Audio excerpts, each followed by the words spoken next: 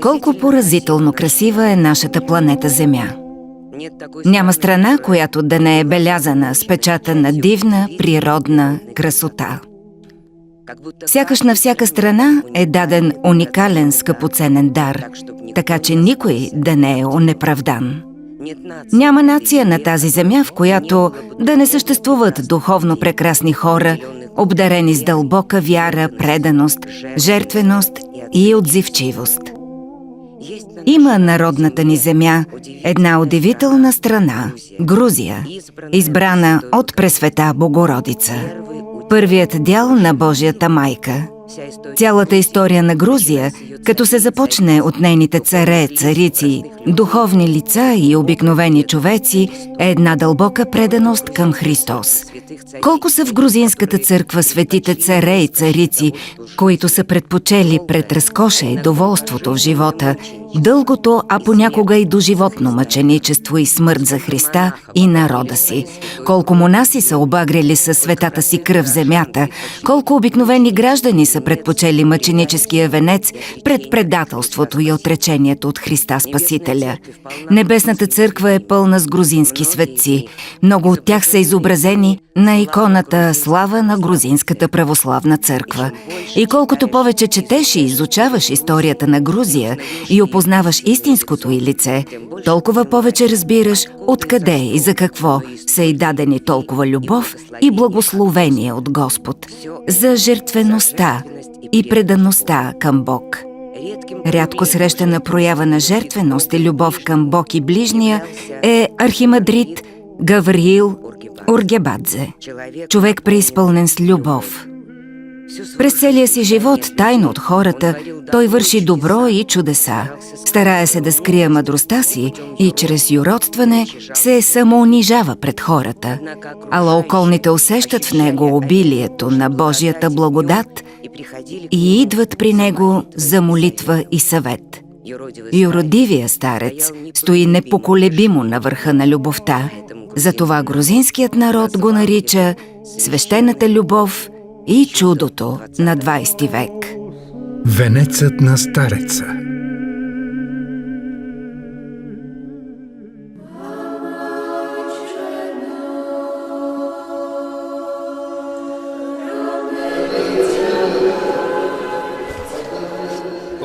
Много често хора, вярващи и невярващи, си задават въпроса: що е то щастие?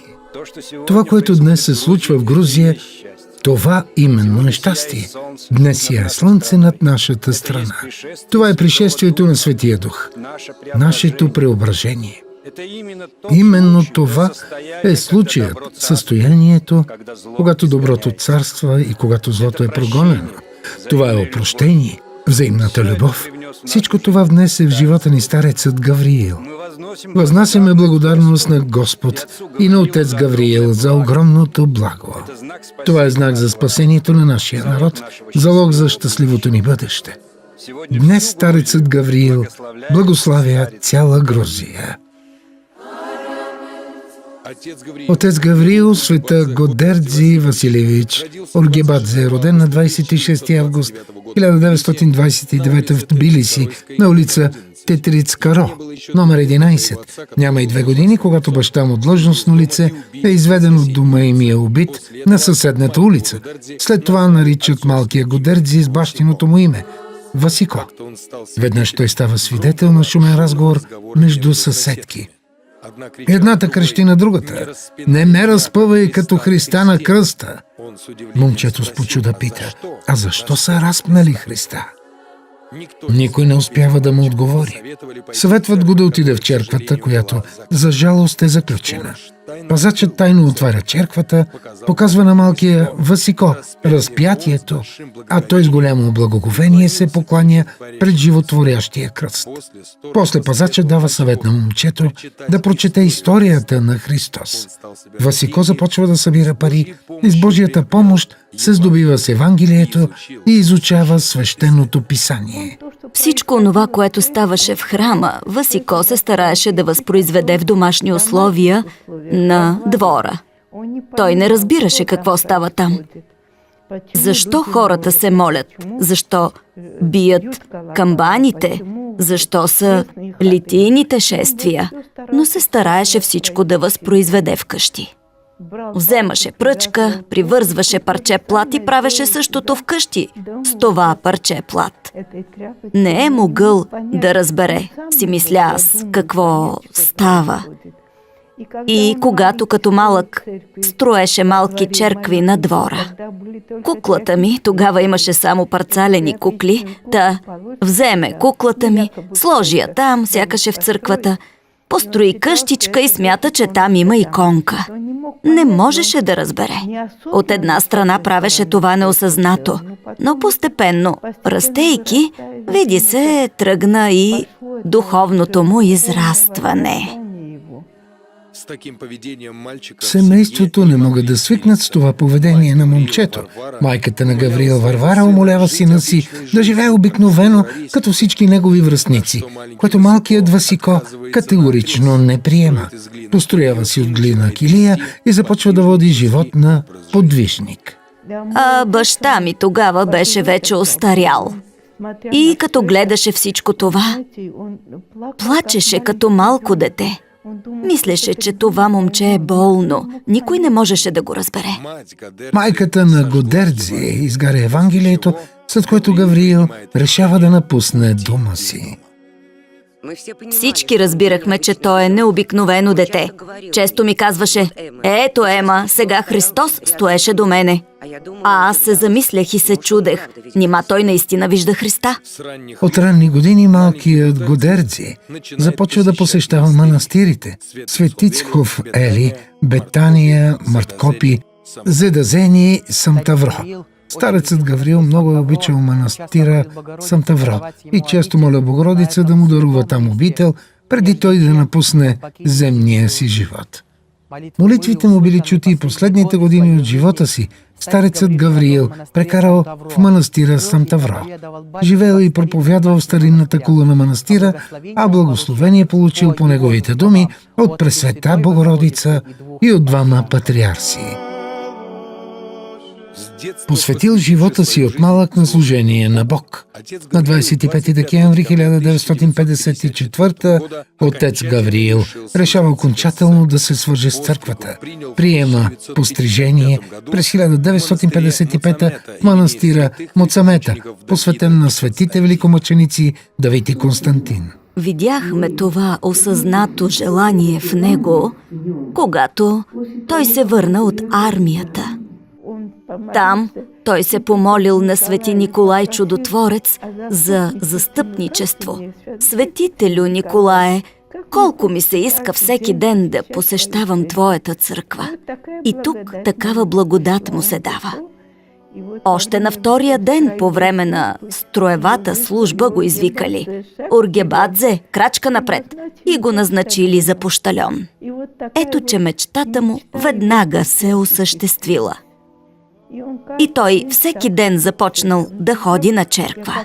Тогава, помня, военната служба беше 3 години. Представяте ли си? 3 години! И всеки ден изучаване на онзи материал, който се е пазил в църквата. Оттам той си дойде вече подготвен за свещенослужител. След прослуженото време и като се връща у дома, отец Гавриил извършва нещо напълно невъобразимо от 50-те години на 20 век. Собственоръчно построява в двора на дома си храм. Имах щастието да се срещна с преподобния Гавриил. Той беше човек с изключителни духовни дарби. Излъчваше любов и винаги казваше, че любовта е над всички канони, а човек през последните времена ще се спасява чрез любовта, добротата и смирението. Домът му или домашният му храм представляваше необикновена гледка. В него се съхраняваха всевъзможни предмети от църковната утвар. И лампади, и кръстови свещници, и на престолни Евангелия, какво ли нямаше там. Дори репродукция на икони, изрязани от съветски списания и поставени в рамки. Всичко това отец Гавриил събираше грижливо. Включително събираше утвар от онези храмове, които тогава затваряха в Грузия, и я съхраняваше в дома си. Този дом е запазен до днес. Там живеят роднини на отец Гавриил. Започна той да строи тази черква. Строеше я постепенно и накрая стигна до размерите, които има тя днес. Целият материал идваше от сметищата. Брат ми слагаше някаква ужасна шапка, ужасен шлифер, защото все пак отиваше на сметището. В такъв вид ходеше там и съседите често ми казваха: знаеш ли, Джуна, пак го видяхме днес на сметището. Нищо не им отвръщах. Вече бях разбрала защо ходи на това сметище. Представителите на властта неведнъж заплашват отец Гавриил да изравнят с земята църквичката му. Има случаи, когато идват хора, разрушават частично църквата, а на следващия ден скришно предлагат пари за възстановяване на разрушеното от самите тях. Веднъж идват при него пазители на реда. Отец Гавриил не им дава да изрекат и дума и казва: аз няма да руша, а ако вие можете, опитайте. Обхваща ги страх от Бога и си тръгват, но изпращат работници. Отец Гавриил ги предупреждава: издаващият заповеди е по-грешен от изпълняващия ги. Те също се изплашват и си тръгват. Така страхът от Бога спасяват черквата му от разрушение. Той излизал, например, на Велики четвъртък или на Велики петък и казвал: Христос носи кръста към Голгота, не изоставяйте Христа, не изоставяйте Пресвета Богородица, тя е майка, убиват нейния син. И след тези негови думи всички смятали, че с очите си са видели разпятието на Исус Христос. През 1965 година на 1 май, в деня на тържественото честване на солидарността между трудещите се случва събитие, което потриса цялата страна. Отец Гавриил облива с керосин и запалва 12-метровия портрет на Ленин, издигнат върху зданието на Министерския съвет. Пламъците обхващат портрета под съпровода от трясъка на пръскащите се наоколо лампи, който напомня на картечни откоси. Монахът е арестуван за антисъветска пропаганда. След подпалването на портрета на Ленин, старецът Гавриил е пребит от тълпата. Положив го откарват в следствен изолатор на КГБ. На същия ден за случилото се научават и в Москва. Властите настояват метежникът да бъде разстрелян без съд и следствие. Цели 24 часа разстрелът изглежда неизбежен. С мъчение се опитват да го заставят да признае, че извършил деянието си по поръчка на църквата, но отец Гавриил нарича Ленин сатана. Старецът Гавриил често разказваше как е извършил запалването на портрета на Ленин. Много разказваше с такова чувство за хумор, че ние се смеехме и не съзнавахме колко мъчения е понесъл той след това. Той не само извършил палежа, но след като изгорил портрета, застанал на трибуната и започнал да проповядва за християнството. Когато ми казаха, че някой го е запалил, бях поразена. Кой би посмял да го направи? Ема казва: ами че нашият брат Васико го е направил. Бяхме ужасени. Беше невъзможно да изгориш портрет на Ленин и да не получиш куршум в челото. Но ето, Господ го запази. Запази го за още дълги години, види се, за да донесе той светлината, Божията светлина в Грузия. Ето как отец Гавриил си спомня факта на арестуването си. Нахвърлиха се върху мен войници и ме помъкнаха все едно водят Христа.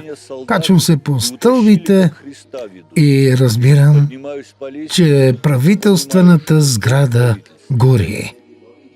Тревога, пристигнаха пожарни команди, обливаха с вода портрета на Ленин от всички страни.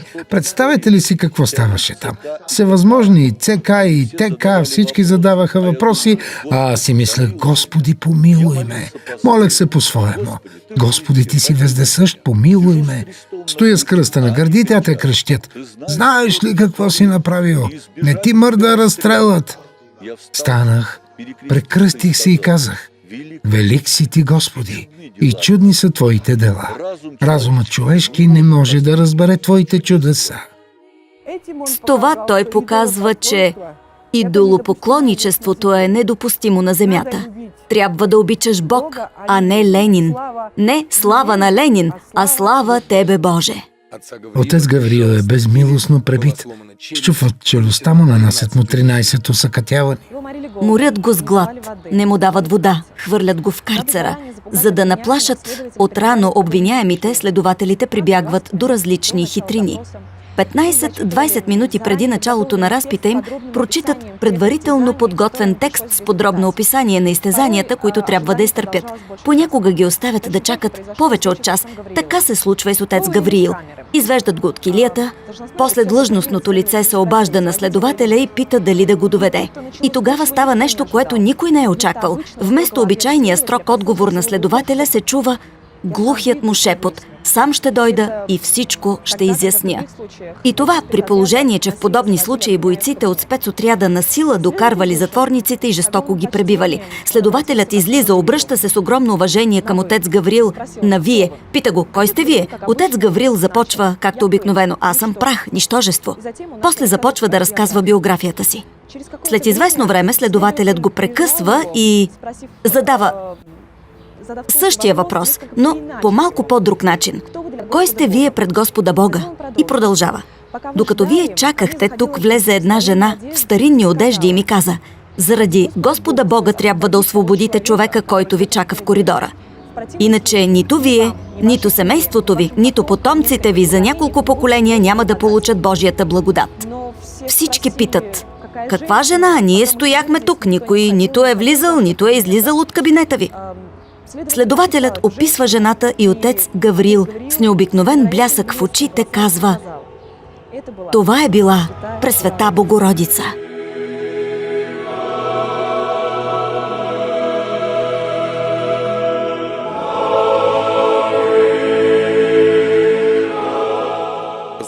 С постановление на Върховния съд на Грузия отец Гавриил е изпратен в психиатрична болница за експертиза, където остава до 12 октомври 1965. Диагноза: психопатична личност, склонна към психозни състояния, подобни на шизофрения. Мърмори неразбрано с нисък глас. Вярва в съществуването на небесни сили, Бог и ангели. Основна тема на разговор: светът е създаден чрез Божията благодат. В отделението се държи настрани. Ако някой влезе в разговор с него, непременно споменава за Бог, ангели и икони. Разказваше ми. Знаеш ли какво ставаше там? В 12 часа в полунощ, когато вече нямаше никого по кабинетите и оставахме сами, ме качваха горе и ми задаваха въпроси. Естествено, той добре ги е обработвал. С Божията благодат, с Божиите слова ги е насочвал по пътя на истината. В ареста той дава пример на затворниците как да се държат. Става рано сутрин, не се гноси от никаква работа. Този епизод старецът Гавриил си спомня така: гледаха ме с почуда, когато от метлата направих кръст и започнах да проповядвам за любовта, за вярата, за Исус Христос. Скоро всички започнаха да се молят пред този кръст. Основната заслуга на стареца Гавриил е в това, че успява да съхрани в онези сложни и трудни времена православната вяра в Грузия. В най-атеистичните години, когато слънцето наричаха въглен, а въглена слънце, когато прославяха злото, а православието наричаха лъжовна религия, когато зложелатели с огън и меч се бореха срещу истинската вяра, именно тогава отец Гавриил служеше на нашия Господ, вседържател, и то не тайно. Само един епизод от живота му е достатъчен да потвърди, че той е бил неустрашим, предан, верен другар на добрия пастир, пресладкия наш Господ Исус Христос.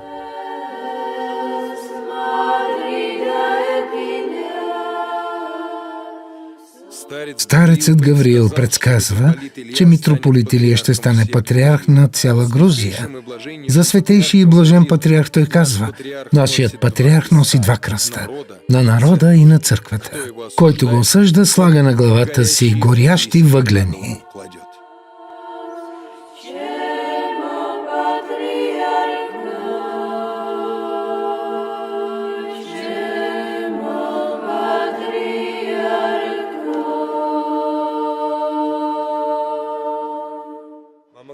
Той беше извор на любов. След общуване с него за вярващите се откриваше нова пътека към Господ. Беше невъзможно да отидеш при отец Гавриил и да не усетиш облегчение, да не получиш надежда, че ще стане по-добре. С очите си видях как отец Гавриил отвинтваше кружка от веставата и с голи ръце докосваше фасунгата. Със страх му казвах: „Отче Гаврииле, какво правите? Това е смъртно опасно!“ Той ме гледаше с необикновено добър поглед и отговаряше: „Какво може да направи електричеството, когато се уповавам на Господ Бог? Така да възлюби Бог и човека, така да обича родината, може само Божий избраник. От 10 юродстващи по правило 9 са в прелест и само един е от Бога.“ Старецът Гавриил има собствен метод за смиряване. То навиква сестрите, то ги заставя да просят. Мнозина го смятат за душевно болен и пребиваващ в прелест. Но да произнесат окончателна присъда на всички пречат очите му, пълни с любов и печал. Те изцяло противоречат на външния му гняв. Игуменката на Самтаврийския манастир Кетеван си спомня по какъв странен начин Гавриил й предсказал, че ще стане игумения. Веднъж отец Гавриил затвори вратите на трапезарията, като задържа там монахините, а на мен ми нареди да донеса таз и да измия ръцете на всички. Тогава бях инокиня, изпълних благословението и се приближих до него с таса с мръсна вода в ръцете. Старецът ми изгледа изпитателно и ми каза да изпия тази вода. С учудване попитах: „До дъно ли?“ „Да, до дъно“, рече той на руски. Нямаше време да размислям, наложи се да я изпия. Той ме прегърна, благослови ме и каза: „Ти ставаш за игумения.“ Отец Гавриил казваше: „Когато на ум ми идват лоши мисли, осъзнавам, че тая глава заслужава само кофата за смет.“ И той често лягаше точно там, за да смирява себе си. Можеше по цели седмици да ходи бос през зимата, да спира уличното движение, да проси милостиня, да пее и да танцува на всяко място и по всяко време. Отношението му към хората също бе индивидуално и променливо. Можеше да те изравни с земята, но и да те укрили с похвала. Заставяше един да изпие виното до дъно, други го заставяше да коленичи и с часове не му позволяваше да стане. Често поведението на стареца излизаше извън рамките на общоприятите норми. Много пъти се опитвах да анализирам действията му, но те не се поддаваха на логиката. За да води аскетичен живот, отец Гавриил често лягаше в тази яма, която бе изкопал сам, и спеше в нея направо върху студената земя. Беше ни много мъчно да гледаме как се самоизтезава и често не разбирахме постъпките му. През 1994 година, когато дойдох в манастира, той седеше въгъла и ме гледаше, а аз по-скоро не го погледнах.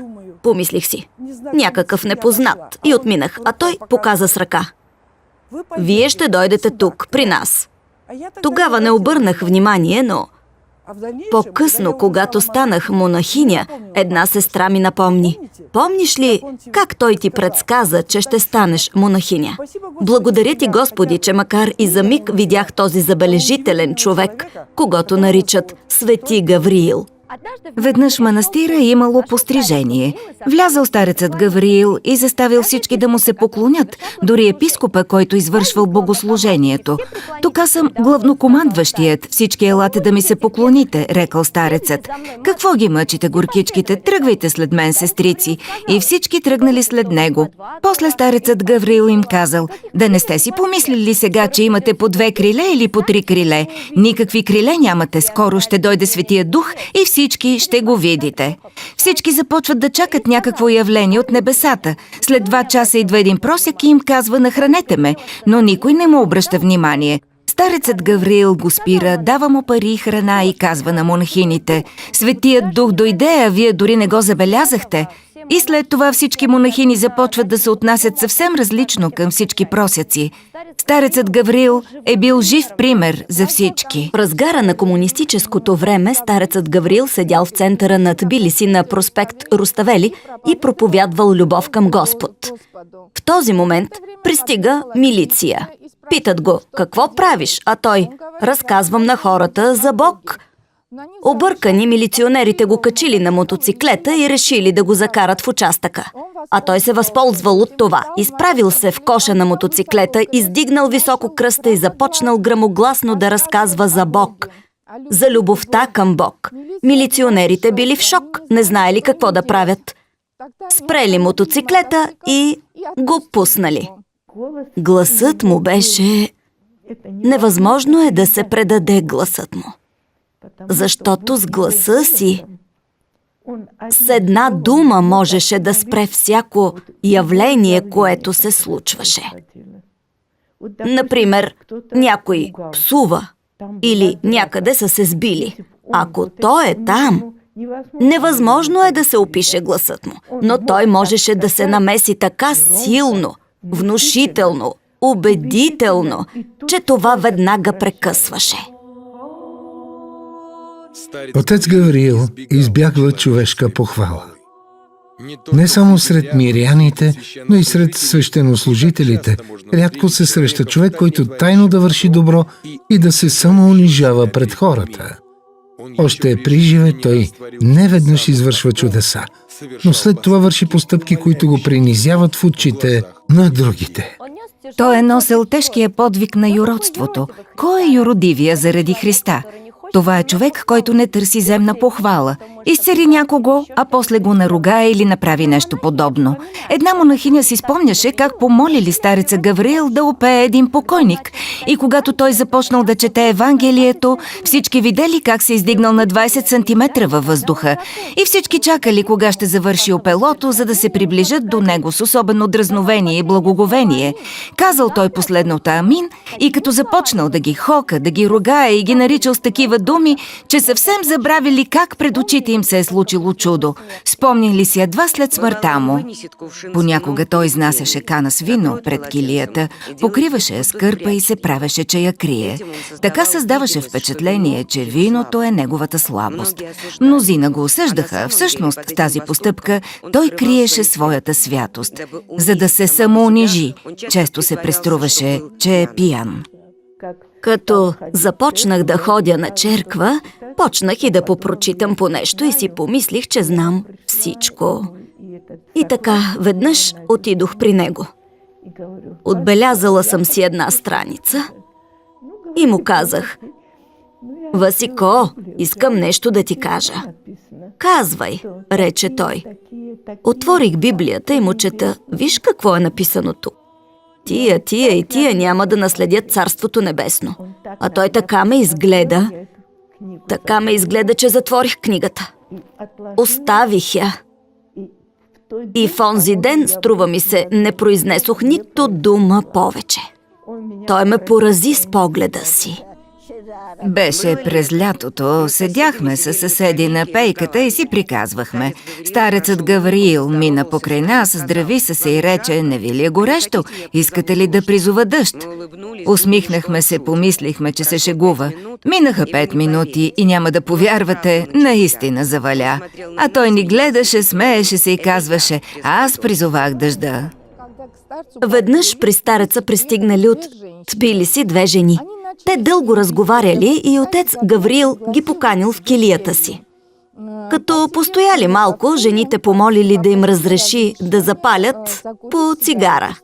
Той им разрешил, все едно няма нищо особено.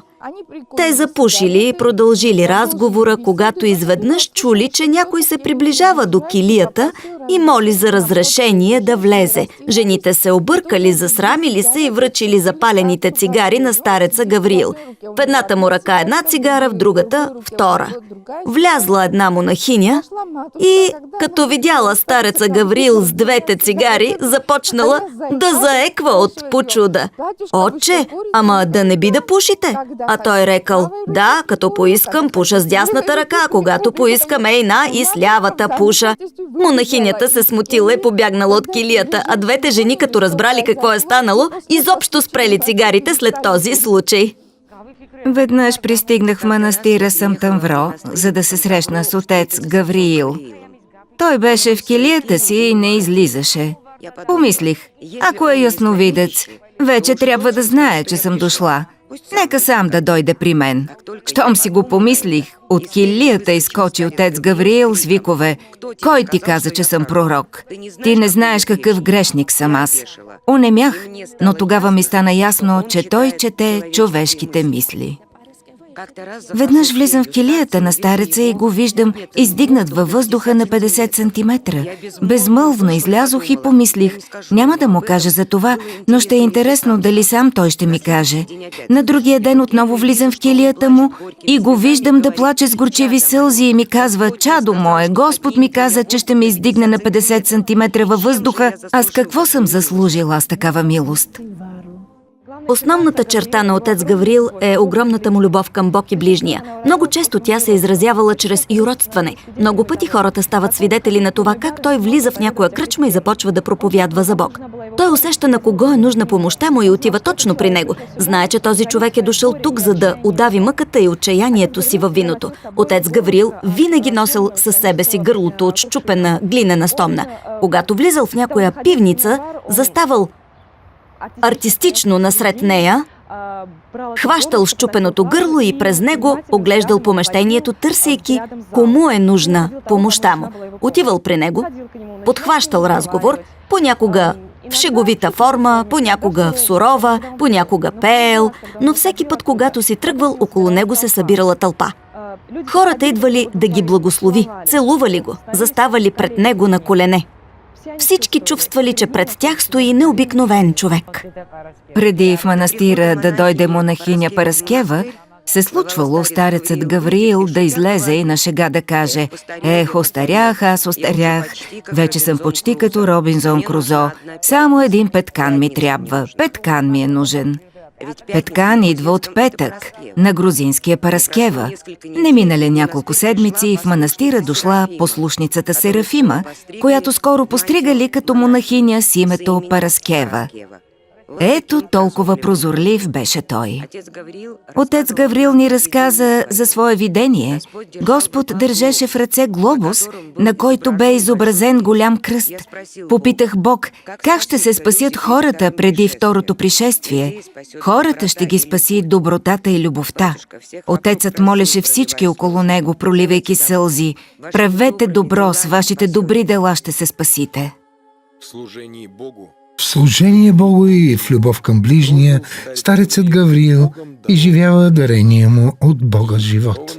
И на 2 ноември 1995 мирно предал душата си на Създателя. Монахините са толкова привързани към скъпия си отец, че не могат да си представят как ще понесат тази загуба. Но колкото и да е странно, у всички се появява някакво особено празнично настроение. Всички усещат присъствието на отец Гавриил. В 4 часа сутринта той ме повика със слаб глас: „Майко, майко, сестро, сестро." Приближих се. От очите му се лееше порой от сълзи. Паднах на колене. Той ме благослови, прекръсти Грузия в 4 посоки, обгърна килията с поглед, пълен с любов, и започна да се моли, без да откъсва очи от иконата на Свети Николай Чудотворец. Имах усещането, че килията незримо се изпълни с ангели. Отец Гавриил огледа всички с трогателна усмивка и мирно предаде душа на Господ. За мен бе очудващо това, че смъртта му не остави тежест в душата ми. Усещаше се лекота и любов, блаженство, не страх от смъртта, а радостта на Рождество и на Възкресение. В деня на погребението, както е завещал старецът, обвиват тялото му с платно и внимателно го спускат в гроба. Отива си от този свят юродивият, изпълнен с любов към Христа и към ближния, който често изобличава, но никога не осъжда, многострадалният светилник на грузинската земя. След смъртта на отец Гавриил, на третия ден в Самтавро пристигна една жена. Преди месец изчезнал единственият ти син. Тя не знаеше, че старецът е починал, но като видях колко се развълнува, я посъветвах да отида на гроба му и да се помоли, да поговори с него като с жив и да обясни молбата си. Тя така и постъпи. След 3 дни щастливата майка се появи отново и разказа, че синът ти се върнал вкъщи жив и невредим. Това бе първото чудо, което стана на гроба на отец Гавриил. Отначало не обърнах никакво внимание на този случай, но после хората започнаха да разказват и други истории и взех да ги записвам. След това историите станаха много. След известно време сложих на гроба му голямо, неугасимо кандило, за да могат хората да се помазват и да си вземат елей. От тогава това стана обичайно при нас. Хората, които идваха в манастира за помощ и утешение, казваха, че след като посетят гроба на стареца Гавриил, всички беди и изкушения бързо отминават. Историята, която ще чуете, е станала с солистката на ансамбъл Сухишвили Тея Дарчия. Тя чака 4-то си дете, когато изследванията показват, че детето ще се роди с синдром на Даун. Лекарите я съветват да направи аборт, но тя отказва категорично. Отидох при духовния си наставник и той много спокойно ми каза: няма нищо, Тея, ще се молим. По-често се причастявай и всичко ще бъде добре. И аз се успокоих и напълно се оставих на Господа Бога. Отидох на гроба на стареца Гавриил, поклоних се и му дадох дума, че ако ми се роди син, ще го нарека в негова чест Гавриил. Един път на гроба му дойдоха хора. Със себе си носеха мантията на стареца Гавриил, която самият той им подарил при живе. Те ме облякоха в нея. Усетих, че върху ми слезе огромна благодат. През целия период на бременността не губех надежда и се молех на стареца всичко да бъде добре. Минаха 9 месеца и аз родих момченце. Съвсем здраво. Малкия Гавриил. Ето какво чудо стори с нас любимият ни старец Гавриил. Искам да се обърна към жените, към майките, които могат да се окажат в аналогична ситуация. Вярвайте в Бог, молете се и в никакъв случай не правете аборт. Знаете ли, винаги сме имали вяра в Бог, но тя укрепна след като се оказахме в беда. Откриха на дъщеря ми Анастасия онкологично заболяване. Лекарите смятаха да я оперират. Отказахме се от операция и се обърнахме за помощ към стареца Гавриил. Редовно карахме детето на гроба на стареца, причестявахме го, водехме го на черква и след известно време от болестта не остана никаква следа. Лекарите не можеха да го обяснят от медицинска гледна точка, ала ние знаехме кой бе сторил това чудо, нашият любим старец Гавриил, който помогна не само на нашето семейство, но помага на всички, които с вяра и надежда се обръщат към него за помощ. Ще видите, ще дойде време и на отварянето на гроба на Гавриил ще се събере половин Грузия. Това пророчество, казано от отец Гавриил в шеговита форма, се изпълнява, оправдава се. Светите мощи на преподобния старец, изповедник и юродив Гавриил, погребани в женския манастир Самтавро, биват разкрити през нощта на 22 февруари 2014.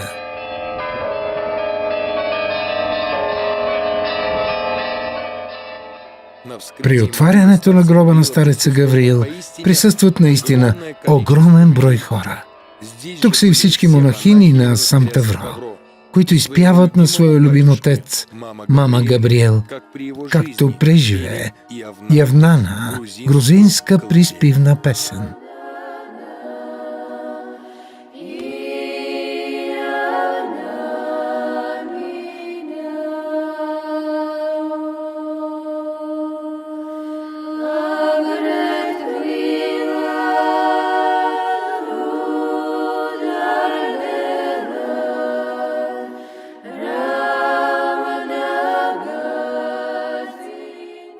Православни от цяла Грузия се събират край гроба няколко дни преди разкриването на мощите на юродивия старец Гавриил. Пристига паство и от много други страни. Няколко дни енорияшите с голямо благоговение търпеливо изчакват да се доближат до светите мощи на стареца.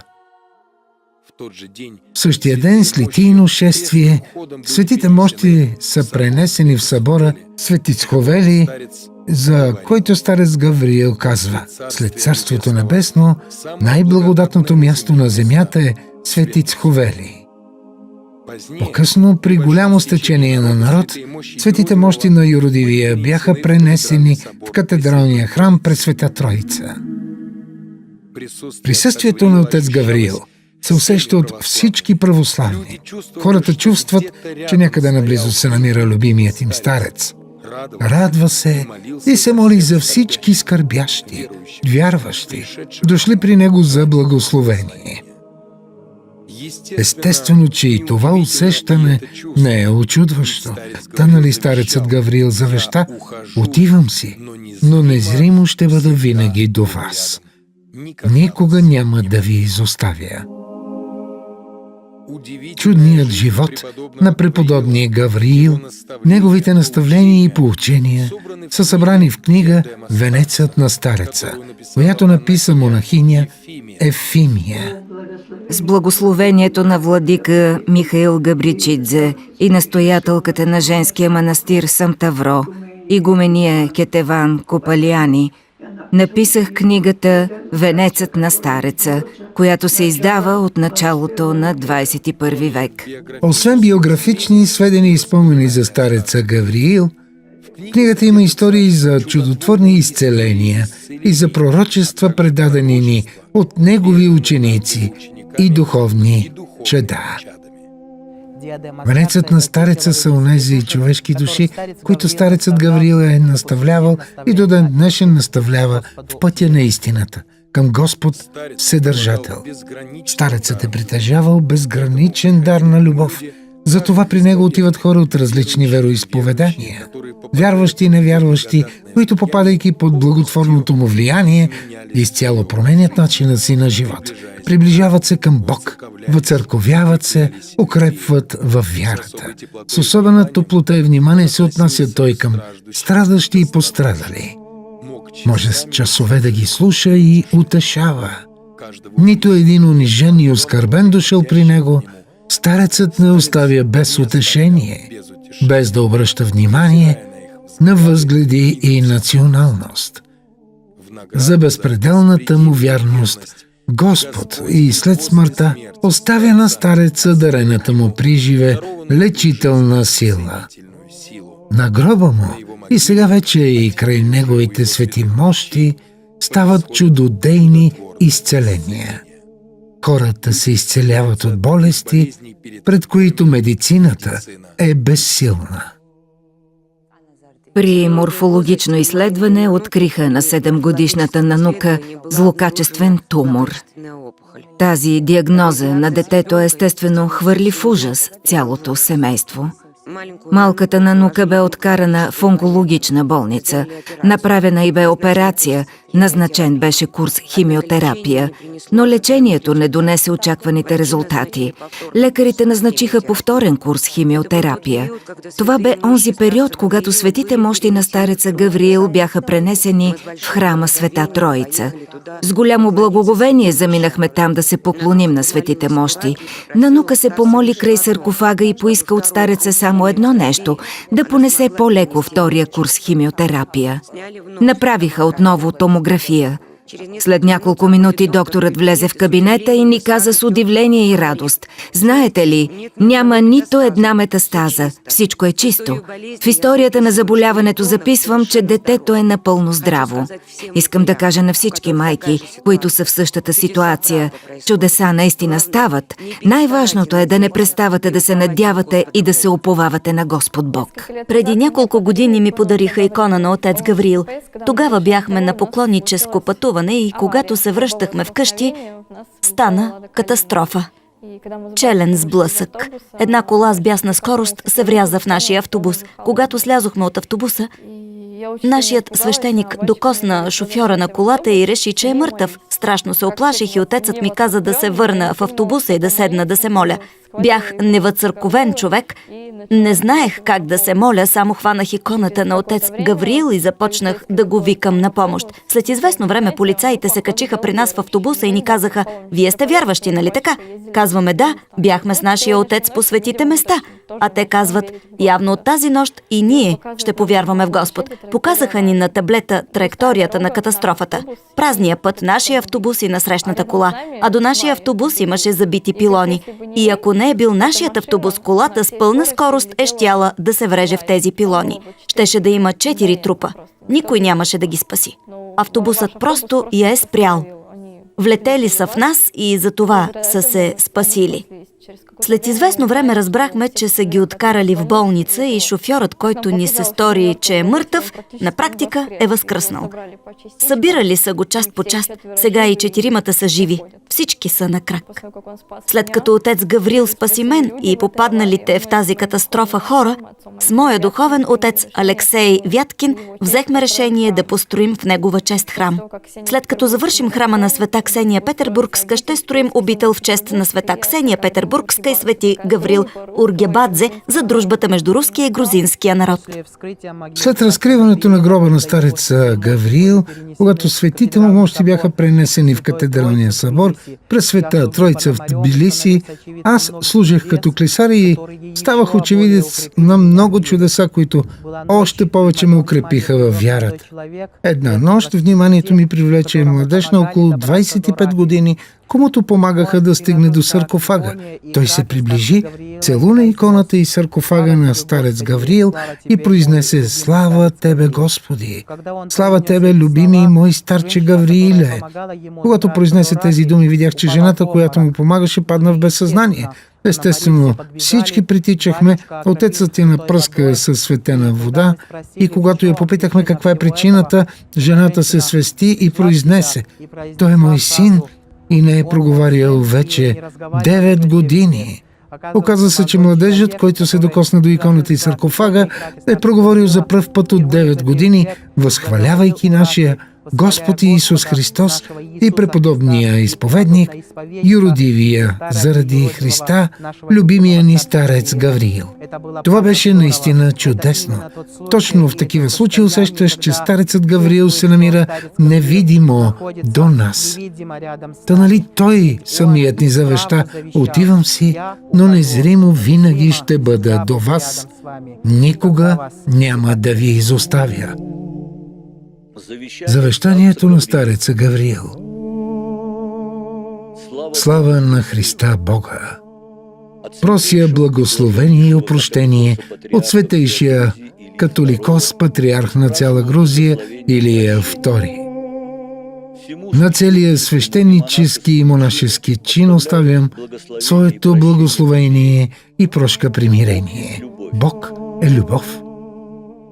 И макар много да се старах, не можах да достигна любовта към Бога и ближния по Божията заповед. В любовта се съдържа намирането на Царството Небесно в този видим свят и унаследяването на вечен живот. Погребете ме без ковчег, в мантията. Бъдете добри и смирени, тъй като в нашето смирение ни поменува Господ. На смирените Бог ще въздаде благодат. Към всеки човек се отнасяйте с смирение, доброта и любов. Отнасям със себе си любов към всички, и към православния свят, и към всеки човек. Целта на живота и на видимия свят е приближение към Всевишния Бог, намирането на Царството Небесно и унаследяването на вечния живот. Това желая и на всички вас. Оставям ви с благословение, за да не загуби никой великата милост Божия и да се удостоят всички с Царството Небесно. Няма човек, който да живее и да не съгреши. Единствен аз съм велик грешник, недостоен и немощен. От цялата си любов моля вас всички, като минавате покрай гроба ми, изпросете опрощение за мене. Грешния прах бях аз и в праха се върнах. И истината е в безсмъртието на душата.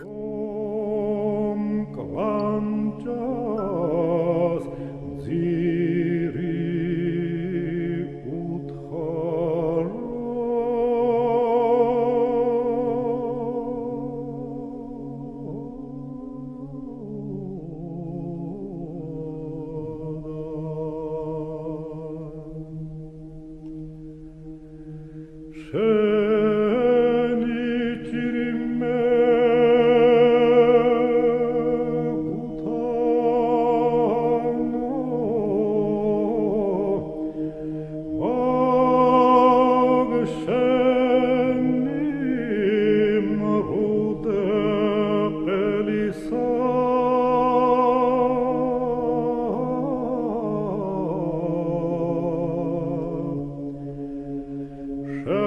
nach